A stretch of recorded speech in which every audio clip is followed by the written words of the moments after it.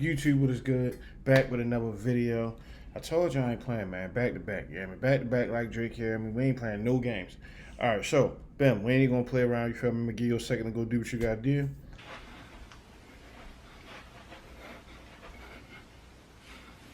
Now that you've done that, you feel me? We ain't gonna play no games with you. Feel me? We get straight into it. So we got the 10 most notorious steppers. You feel me? If you don't know what a stepper is, you feel me? They got the fans. You feel me? It don't matter what it is, they gonna step on it. You feel me? They walking through it. They not playing with it. You hear me? Get into it. You feel me? Yeah, catch up. In society, these individuals are labeled barbaric, savage, and even downright demonic. But in the underground world, they're held at the highest standard, the upper echelons of the streets. These are the 10 most notorious steppers. I want you to comment below the ones you know when they come up.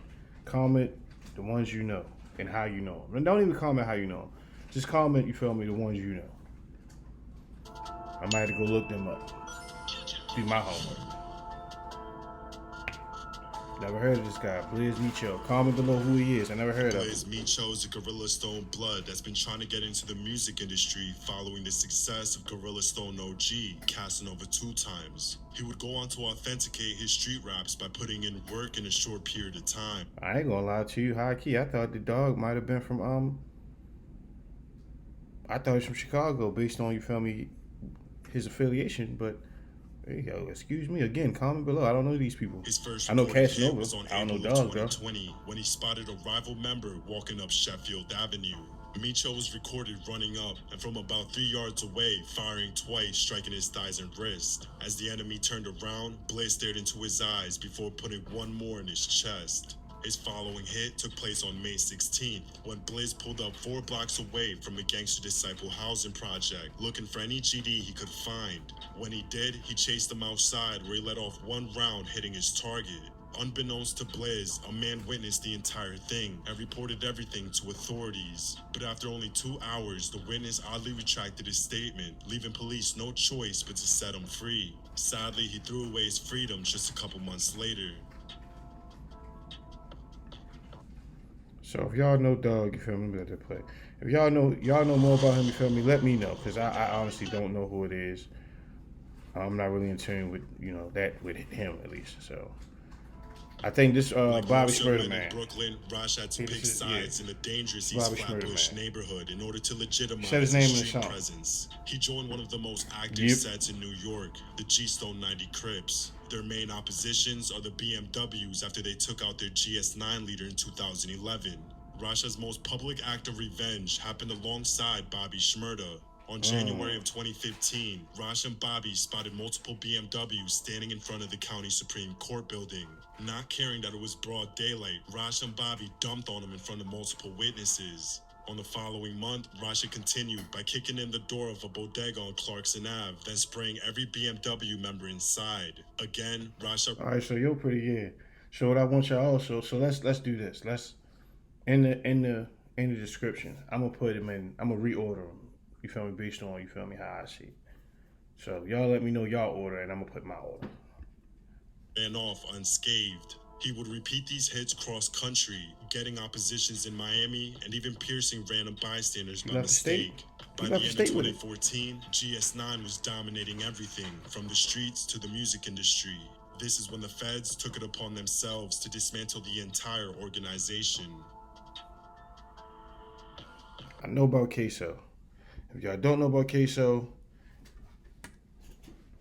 again, go look up the war in Jacksonville. That's I forget who made that.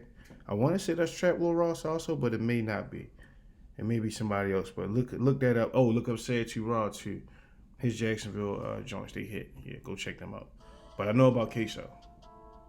Queso became a loose cannon after rivals took out his brother, No attempts, Billy Addison. 6 bodies. So on February 19th, he drove to rival territory to even the score. As Julio Fulio's little brother Bibby was staring at his phone, Queso quietly ran up and let off over a dozen rounds. As Bibby struggled to cover his face, Queso stood over him and emptied out the rest of his 30-round drum. So this is my question, right? If this man is currently in court actively fighting this case, how do y'all know? How does this person know that he stood over top of him, you feel me, and aired him. How does he know that? How? How do you know that?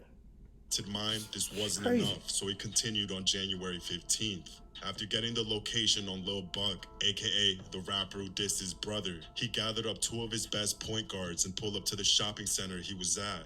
At 11 a.m., a man witnessed K-So chopping Lil Buck down with over 40 rounds. After fleeing the scene, K-So drove to a nail salon where he openly mocked Lil Buck while getting a pedicure. Today, K-So is awaiting trial after his own father agreed to testify. Yeah, that's it. Your father telling on him. His father rode with him, you feel me, to handle business about his brother. Allegedly. Allegedly. I said allegedly. He rode with him, you feel me, to stand on business about his brother. His son, his brother. And the father told, bro. The father telling him. He's a cold rat.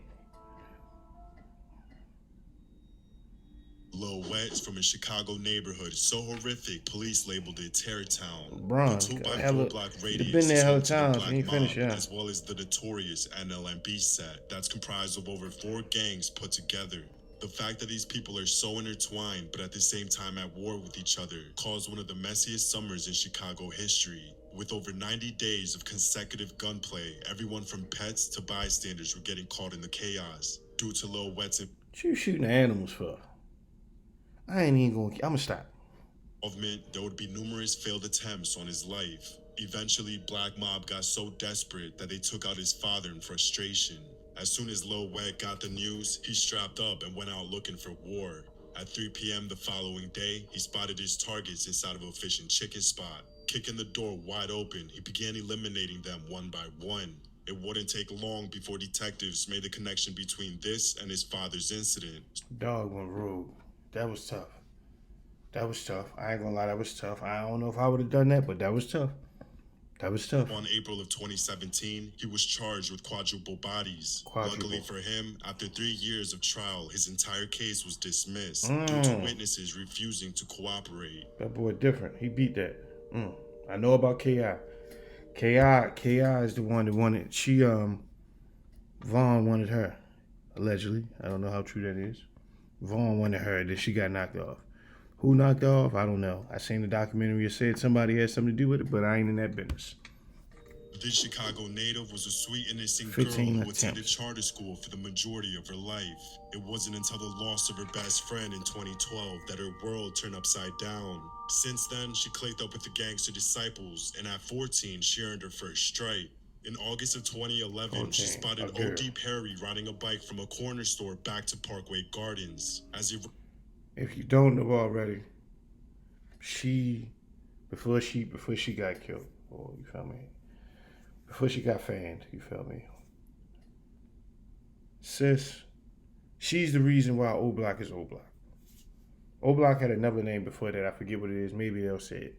But she's the reason Oblock has his name. Through 64th and King Drive, she let off 2 rounds, striking OD in the left side. Witnesses said they seen him fall off his bike and try to run away. That's when she let off 10 more. This time, he would never get back up.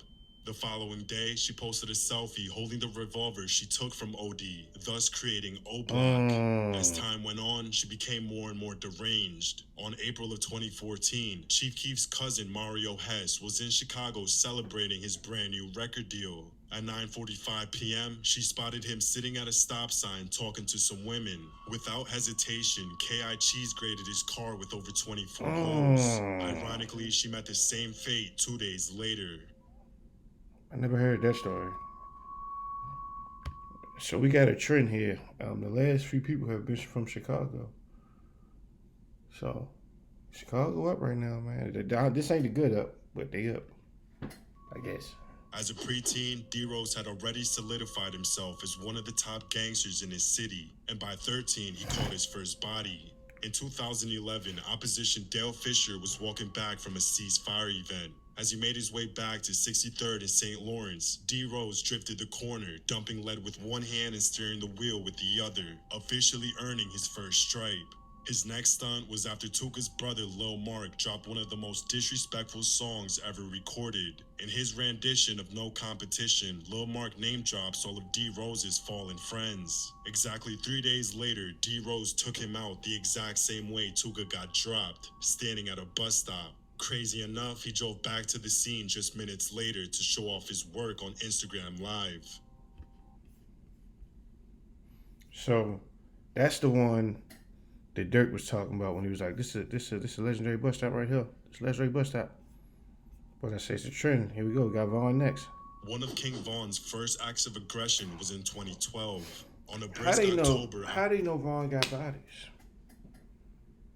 How they know he got bodies? If y'all know that, why he ain't never get snatched for him? noon, Modell and his cousin were That's my walking question. down the 63rd Who am I? block of South Rhodes Avenue. That's when Vaughn jumped out a moving vehicle and began letting off. As Then he know a detail for detail. Like, that's the crazy part. So if you know all this, the people don't know this. I don't know. Vaughn might go to number one, because at this point I feel like they was just scared of him. They were scared of him. He got on his knees to Might be shield number one. Modell. Vaughn stood over them both and let off 5 more. 2 years after that, he caught his most infamous body and avenged his fallen friend, O.D. Perry. On April of 2014, Vaughn was leaving his parole officer making I his knew way he was back gonna talk home. about it. That's why I said I Before wasn't gonna tell entering y'all who Parkway knocked Shorty up. Gardens, he recognized K.I. playing dice on his corner. As she bent over to roll the dice, Vaughn walked up and let off 7 times. Attempting to stumble away, Vaughn stopped her and whispered something in her ear before putting 2 more directly in her jaw. So he walked baby down, hit her a few times, and then leaned in to whisper in her ear. What kind of movie shit is this? I don't know who Officially did getting this to make back this for the video. entire Parkway Gardens. Again, now look, that's what I'm saying. It's a trend. The last few have all been from Chicago. Like, I know about 051. I know about all these ones that they named. And I know about 051 Melly. Like, yeah. The bizarre Shorty was thing sick about too. Melly is he went from being a high school varsity basketball player to a psychopath overnight. I can In agree with September that. of 2008, I can agree his he was friend a Zico psychopath. Walker was slaughtered in a McDonald's parking lot. This hit Melly hard because he was trying to follow in his footsteps and get a scholarship to play ball. So the next day, he quit the team and joined the 051 Young Money Renegades. By 2014, Melly's name rang bells after his first attack on the infamous OTF family. Lil Durk's cousin Newski was in Chicago 2 days after signing his first record deal. At 3:20 p.m., he was sitting in his car at the Village Square Mall. I had no idea that he was the one that allegedly done that. Damn, that's crazy. That's tough. I didn't know that. Waiting That's for his tough. You learn girlfriend to something come every out. day. That's when Melly creeped up and fired non-stop until Newski hit the gas pedal, colliding into the store. Melly's next hit on OTF was on March of 2015, when Dirk's manager Chino Dollars drove to a food spot on Stony Island Ave. As he ate his cheeseburger inside of his car, Melly casually stuck his arm in and began letting off. After this, Dirk had no choice but to put money on his head. So on a late Chicago night, Melly attended a gang. This is what I mean. This is what I mean. You just said that Dirk had to put money on that man's head. How do you know this? Were you there? Did Dirk hit you and tell you that personally, bro? That shit is crazy. You how he putting this together? Cause it did, like, bro, how you know that? Didn't you know when dude stuck his arm in the window and smoked That's somebody? where someone recorded But dude didn't go down for it? ripping into Melly in a back living room. Skinny me. I don't know about dog. I don't know where he from. Nothing. I don't know him. Skinny Me is a demonic figure born and raised in North Philadelphia. Living on 29th and Jefferson. God. Hey, Pork. 0 attempts. 10 plus bodies. That's his scoreboard, bro. Established the Body Snatchers. Alright, I take that back. Skinny Me. If it's somebody, I got some worse than him. His most notorious hit was when him and his co-defendant caught a body, were indicted, found guilty, and still beat the case. After the driver on the mission testified on both of them, the judge handed down a guilty verdict. But by the grace of God, his lawyer found a were indicted, found guilty, and still beat the case. What? He got indicted, was found guilty, and still beat the case. Am I hearing that right?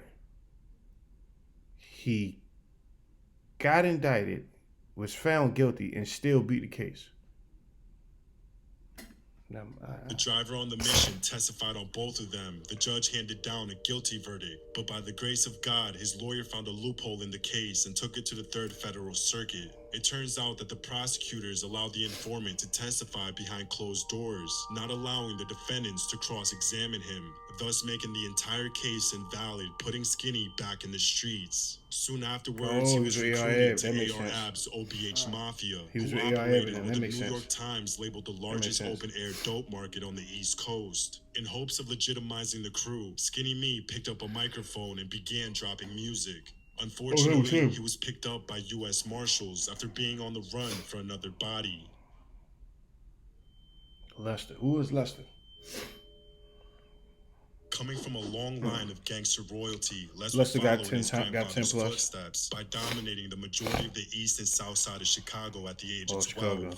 In the early 2000s, GD hoods were mostly groups that hustled together and threw house parties, with the most serious beefs ending in fistfights. That changed in 2005 when Les sparked one of the first wars between multiple GD sets. On a cold December night, the top hustlers, ABM, were throwing one of their biggest house parties ever and had invited only certain hoods. When Lester showed up to party, a man he considered a good friend blocked the doorway and told him he wasn't invited.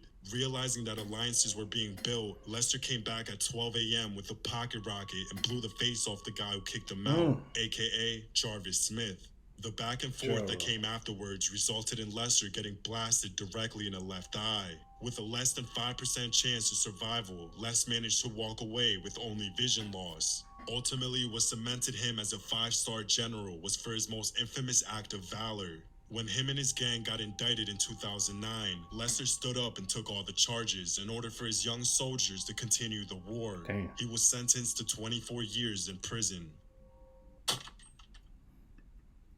Well, I mean, hey, man, you know, gotta take what come with it. But, again, like, comment, subscribe, tell me your order, you feel me? And we gonna link up on that, you hear me? So, y'all know we end up videos. Y'all be cool, y'all be cool, all right? Water. Water. All right.